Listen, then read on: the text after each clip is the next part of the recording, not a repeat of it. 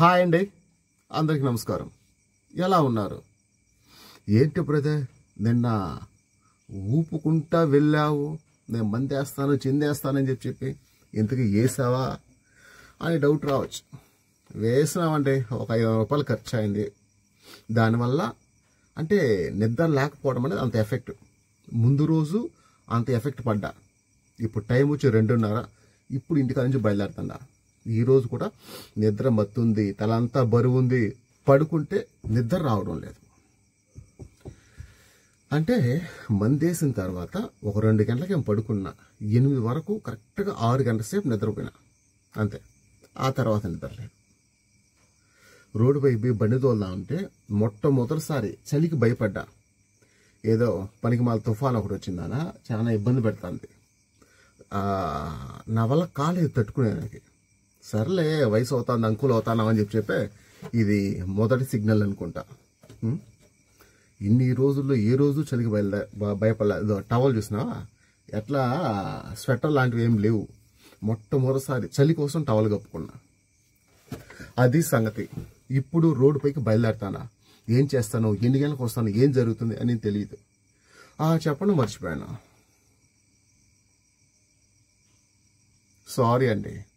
ముందు వీడియోలో నా ప్రెస్టేషన్ బూతులు అన్నీ కలిపి చూపించేసేందుకు. ఓకే, వీలైనంత వరకు ఇలాంటివి ఉండకుండా చూస్తాను. బట్ ఇది రియల్ రా లైఫ్ కదా. లైఫ్లో అన్నీ ఇలాగే ఉంటాయి. ఇక్కడ సెన్సార్ కట్లు ఉండవు. అందుకని చెప్పి జనరల్గా అందరూ మనసులో దాచుకొని మంచితనం ముసుగుతో కనిపిస్తారు. ఆ ముసుగు తీస్తే మనిషి ఎలా ఉంటాడు, నేనైనా ఎలా ఉంటాను అని చూపించడానికి మాత్రమే నిన్న వీడియోలో ఆ రేంజ్లో బూతులు వచ్చాయి. అది సంగతి. సర్లే బయలుదేరదాం పదండి రోడ్డు పైకి. టైం ఇప్పుడు 3:30. ఫస్ట్ పాడుగా ఇప్పుడే వెళ్తాను. దురదృష్టం ఏంటంటే పికప్ డిస్టెన్స్ 2.8 కిలోమీటర్స్, అంటే ఆల్మోస్ట్ 3 కిలోమీటర్లు. నేనైతే బస్ స్టాండ్ కాడ ఉన్నాను. ఆ కస్టమర్ వచ్చిందనా తిరుచానూరు బ్రిడ్జ్ దగ్గర ఉన్నారు. కానీ తప్పదు, నైట్ టైము వచ్చే ప్రతి బాడుగా ఇంపార్టెంట్. అందుకని చెప్పి ఇంత డిస్టెన్స్ వెళ్తాను. ఈ నైట్ డ్యూటీ చేసేటప్పుడు ఎప్పుడూ చెప్పలేదు కదా, ప్రతిరోజు కూడా 1.5 కిలోమీటర్లు 2 కిలోమీటర్లు అంతంత లాంగ్ పికప్ చేస్తున్నాను. డబ్బులు కావాలి అని అనుకున్నప్పుడు ఖాళీగా ఉండకుండా తిరగాలి. అదే చేస్తాను. అది సంగతి. చూద్దాం ఇంకా ఈరోజు ఎలా జరుగుతుందో. ఇప్పుడు ఈ 3 కిలోమీటర్లు నేను వెళ్ళే కొద్దికి ఆ కస్టమర్ ఉంటాడా లేకుంటే క్యాన్సిల్ చేసేసి వేరే ఆటో ఎక్కతాడా అన్నది మాత్రం సర్ప్రైజ్. ఇంతకీ ఆ సర్ప్రైజ్ నాకు కస్టమర్ ఇస్తా లేదైతే ముందు చూద్దాం. ఇప్పుడు ఒక బాడికి వెళ్ళాను కదా, పికప్ 3 కిలోమీటర్లు, డ్రాప్ వచ్చిందని 10 కిలోమీటర్లు, మొత్తం 13 కిలోమీటర్లు డ్రాప్ చేశాను. ఎందుకో కొంచెం మొహమాటంగా సిగ్గుగా మా వీలైతే ఒక 20 రూపాయలు వేసి అమ్మా అన్న. వచ్చిన బిల్లు పని 20 రూపాయలు వేయించారు. ఇప్పుడు సేమ్ 13 కిలోమీటర్లు ఖాళీగా తిరుపతి. కానీ ఇంత దూరం పోతే 200 వచ్చింది కదా బాడుగా. అదే లోకల్లో జస్ట్ 2 కిలోమీటర్లు 3 కిలోమీటర్లు పోతే అప్పుడు వస్తుంది 100. ఏం చేద్దాం, లక్ అంతే, ఏం చేయలేం. అంటే కొంచెం టైము తక్కువ ఉంది, బండిలో డీజిల్ తక్కువ ఉంది. ఒకేసారి ఒక 100 రూపాయలు వస్తుంది, 200 వస్తుంది కదా అని చెప్పి ఫస్ట్ డీజిల్ పట్టుకుంటే తర్వాత ఏదో ఒకటి ఆలోచించుకోవచ్చు అని ఆ బాడి కోసం వెళ్ళా. అది సంగతి. దురదృష్టం ఏంటంటే ఇప్పుడు ఒక కొత్త సమస్య వచ్చింది. ఈ సమస్య వచ్చింది అంటే ఖచ్చితంగా ఆటో డ్రైవర్ల పైన ఎఫెక్ట్ ఖచ్చితంగా ఉంటుంది. నైట్ డ్యూటీ చేసే ఆటో డ్రైవర్ల పైన ఇంకా ఎక్కువ ఉంటుంది. ఏంటి అంటే రైల్వే స్టేషన్ దగ్గర, విష్ణు నివాసం దగ్గర కానీ లేకుంటే రైల్వే స్టేషన్ పార్సల్ ఆఫీస్ ఉంది, Tirupati railway station parcel office. ఇక్కడ ఆ స్టాండ్కి సంబంధించిన వాళ్ళందరూ, ఇక్కడ ఒక 4, ఆ పక్క ఒక 4, ఆ పక్క ఒక 2, అందరూ కలిసి బయట ఆటోల్ని లోపలికి రానివ్వడం లేదు. ఏంటి విషయం అన్నది తెలియదు. రైల్వే స్టేషన్ దగ్గరకే రానివ్వడం లేదు. చెప్పాను, అన్న ఈ విధంగా బుకింగ్ వచ్చిందన్న, బుకింగ్ కోసం వెళ్తాను, ఇది నా బుకింగ్ అని చెప్పి చూపిస్తే అయితే కస్టమర్కి ఫోన్ చేసి వాళ్ళు వీడికి రమ్మని చెప్పు, లోపలికి అంతా అలో లేదు అని చెప్పారు. అది సంగతి. దీనివల్ల ఏమవుతుందో, దీనివల్ల నేను ఎలాంటి ఇబ్బందులు పడతానో తెలియదు. తిరుపతి రైల్వే స్టేషన్లో పరిస్థితి ఇది. ఒకవేళ ట్రాఫిక్ ఎక్కువ ఉందని చెప్పి ఆపినా కూడా ఓకే, కానీ ట్రాఫిక్ లేదు, పాడు లేదు, రైల్వే స్టేషన్ మొత్తం ఖాళీగా ఉంది. ఖాళీగా ఉండేటప్పుడు కూడా ఒక డ్రైవరే ఇంకొక డ్రైవర్ని ఇబ్బంది పెట్టడం నాకు ఎందుకు కరెక్ట్ అనిపించలే. సుమారు ఒక 300 మీటర్లు ఉంటుంది.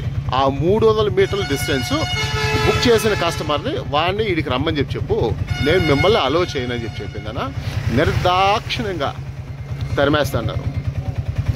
అంటే అది ఇప్పుడు దాని అర్థం ఏంటి, రైల్వే స్టేషన్లో వచ్చే బాడీలు నైట్ టైం పికప్ చేయలేమో అని దాని అర్థం. ఏంటో దరిద్రం ఇలా ఉంది.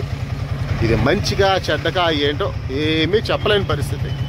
సరేలే చూద్దాం ఎలా ఉంటుందో.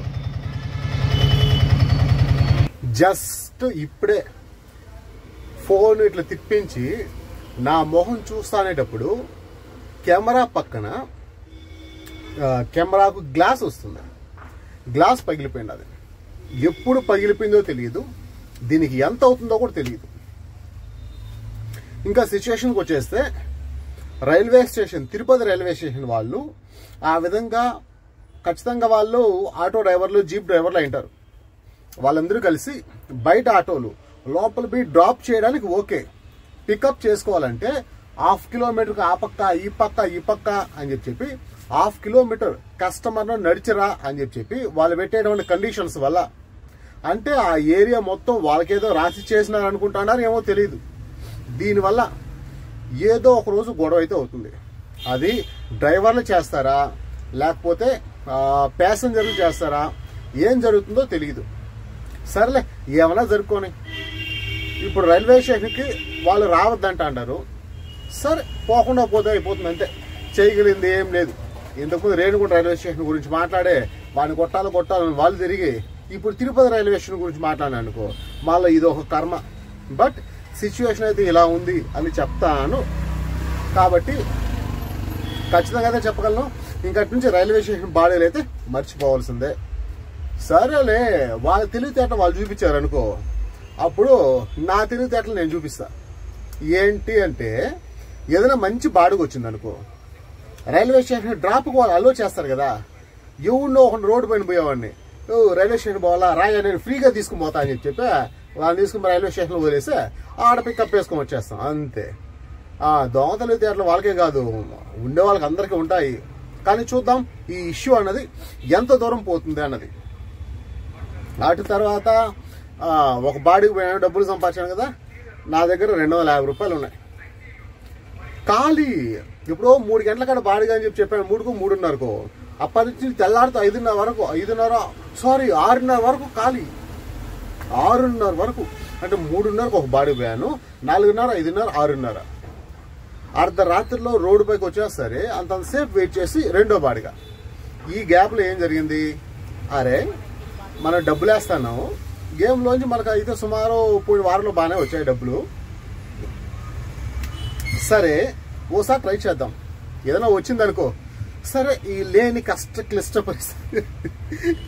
క్లిష్ట పరిస్థితుల్లో మనకు హెల్ప్ అవుతుందని చెప్పి ఆ 250 రూపాయలు గేమ్కి వేసా. ఉన్న 250 రూపాయలు అవి పోయాయి. డీజిల్కి డబ్బులు లేవు, టీ తాగడానికి డబ్బులు లేవు. అది పరిస్థితి. ఏం చేస్తాం అని బాధపడేటప్పుడు ఒక రేణుగుంట రైల్వే స్టేషన్కి ఒక బాడుగు వచ్చింది.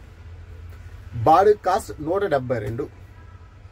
సరే కస్టమర్ దగ్గరికి వెళ్ళాను. గ్రీన్ పార్క్ అపార్ట్మెంట్స్ తిరుపతిలో రైల్వే స్టేషన్కి బ్యాక్ సైడ్ వస్తుంది అనుకో. 172 రూపాయలు.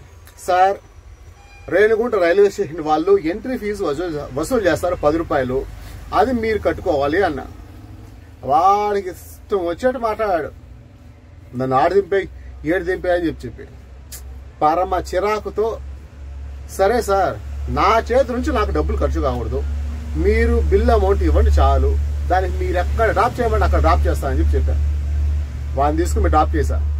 బిల్ అమౌంట్ ఎంత అన్నాడు, 172 అన్నా. సరే ఫోన్పే చేస్తా అన్నాడు. ఇట్లా ఫోన్పే చూపిస్తే 172 పైన 10 రూపాయలు ఇవ్వడానికి అన్ని మాట్లాడినోడు 190 రూపాయలు ఫోన్పే చేశాడు. అమ్మ చాలరా బాబు మనకు డీజిల్కి వచ్చిందని చెప్పి చాలా హ్యాపీగా ఫీల్ అయ్యా. తర్వాత 3:30 కడ ఓలాలో బాడిగ, 6:30 కడ ఓలాలో బాడిగ, తర్వాత 7 గంటల కడ మళ్ళీ రేణిగుంట ఒక బాడిగ. పికప్ డిస్టెన్స్ 3 కిలోమీటర్లు. కర్మ అని చెప్పి అనుకునే ఆ బాడీ డ్రాప్ చేసి వాళ్ళు 250 రూపాయలు ఇస్తే మనం పెద్ద సంసారి, నాకంటే పెద్ద సంసారి ఎవరు లేరు అని చెప్పి ఆ డబ్బులు అమ్మకు పంపించేసి ఖాళీ చేతితో మళ్ళీ వచ్చేసిన. ఏంటి బ్రదర్ ఇప్పుడు నువ్వు నిద్రపోతావు కదా, ఎందుకు ఇవంతా అంటే, నేను ఇలాంటి సందర్భాలని 2-3 సార్లు చూసా. ఏంటి అంటే, నేను నైట్ డ్యూటీలు చేస్తా అంట, సడన్గా నిద్ర రాకుండా అయిపోతుంది. ఆ నిద్రపోవాలని చెప్పి పిచ్చోడిలాగా నిద్ర రాకుండా అదని ఇదని ఏదేదో చేసేస్తాంట. ఆ టైంలో రకరకాల డబ్బులు కూడా ఖర్చు పెడేస్తాంట. ప్రతిసారి నైట్ డ్యూటీ నుంచి పగులు డ్యూటీ నుంచి నైట్కి మారడం అంటే ఒక రకమైన నరకం. కానీ ఏదో ఒక డ్యూటీలో ఫిక్స్ అయిపోతాంట. అంటే నైట్ డ్యూటీ చేస్తా అంటే పగులు డ్యూటీకి వచ్చేస్తా, పగులు డ్యూటీ చేస్తా అంటే నైట్ డ్యూటీకి వచ్చేస్తా. అలా వరుసగా 2 రోజులుగా నిద్ర పోకపోవడం వల్ల నాకు అర్థమైంది ఏమిరా అంటే, నా బాడీ పగులు డ్యూటీకి నన్ను నడిపిస్తాంది అని. ఎందుకంటే నా ఇంట్రెస్ట్, ఆసక్తి, బ్రెయిన్ మొత్తం టోటల్గా నైట్ డ్యూటీ పైన కాన్సన్ట్రేషన్ చేసుకోండా. నైట్ డ్యూటీ వల్ల నాకు మంచి జరుగుతుందో చెడ జరుగుతుందో తెలియదు. బట్ ఇప్పుడు నా టైం నన్ను నైట్ డ్యూటీ నుంచి పగులు డ్యూటీకి కన్వర్ట్ చేసింది. నాకు ఇష్టం లేదు, నిజంగా ఒట్టే చెప్తాను, నిజంగా నాకు పగులు డ్యూటీ చేయడం ఇష్టం లేదు. కానీ ఓహో మన బాడీ మనకి ఇలా నేర్పిస్తుంది అని అర్థం చేసుకున్న తర్వాత, సరే ఇంకేం చేస్తాం, బాడీ నువ్వు పగులు డ్యూటీ చేయరా అంటే, మన టైం నువ్వు పగులు డ్యూటీ చేయరా అని చెప్తే, మన రాత నువ్వు పగులు డ్యూటీ చేయరా అని చెప్పి చెప్తే, పగులు డ్యూటీ కాకుండా నైట్ డ్యూటీ చేసుకుంటామని చెప్పి గొమ్మల పగులు డ్యూటీ ఫిక్స్ అయిపోయా. కాబట్టి ఈ రోజు నుంచి పగటి పూట వీడియోస్ వస్తాయి, అది విషయం. కాబట్టి ఇవన్నీ మీకు చెప్పేసి బాయ్ చెప్పాలనిపించింది, దానివల్ల దీన్ని రికార్డ్ చేస్తాను. ఇప్పుడు ఈ కెమెరాకు ఉండేటువంటి ఈ గ్లాస్ అనేది ఒక పెద్ద బొక్క. ఎప్పుడు నాకు తెలిసి ఒక 2-3 రోజుల ముందు ఇంటికాడ ఫోన్ పడింది. నేనేం వీడియోస్ రికార్డ్ చేయడం లేదు కదా, దానివల్ల నాకు తెలియలేదు. అది కాకుండా నైట్లో వీడియోస్ రికార్డ్ చేసేటప్పుడు ఈ వెలుతురు ఉంటుంది కదా, కెమెరా ఫ్లాష్ లైట్ మొత్తం కళ్ళపైన పడతా ఉంటుంది. నేను ఫ్లాష్ను చూసి మాట్లాడుతా అంట, కాబట్టి గమనించలేదు. ఫ్లాష్ నుంచి కొంచెం ఈ పక్క వచ్చిన అద్దం పగిలి ఉన్నది. దీనికి ఎంత అవుతుందో ఏమంటారో తెలియదు. ఇప్పుడు దీన్ని తీసుకుపోతే అదొక బొక్క, అది సంగతి. ఇది నా అనుభవాలు, నా ఏడుపులు, నా బాధలు. చూద్దాం ఏం జరుగుతుందో. నా బాడీని నేను కరెక్ట్గా అర్థం చేసుకుంటే మందు కొట్టేవాడిని కాదు. కరెక్ట్గా నాకు అర్థమైంటే ఇట్లాంటి పనికిమాల పనులు చేసేవాడిని కాదు. కరెక్ట్గా అర్థం కాకపోవడం వల్ల 2 రాత్రులు వేస్ట్ అయిపోయాయి. అంటే 2000 రూపాయల సంపాదన పోయా, మందుకు ఒక 500, 250 పోయా. అది సంగతి.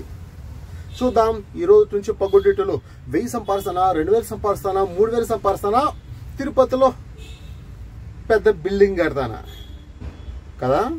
మరీ ఓవర్గా ఉంది కదా, అప్పుడప్పుడు అట్లా చేస్తా అంటాం అనుకో. అది ఎనివే ఏం జరగాలి మన టైం, అంతేగానే చూద్దాం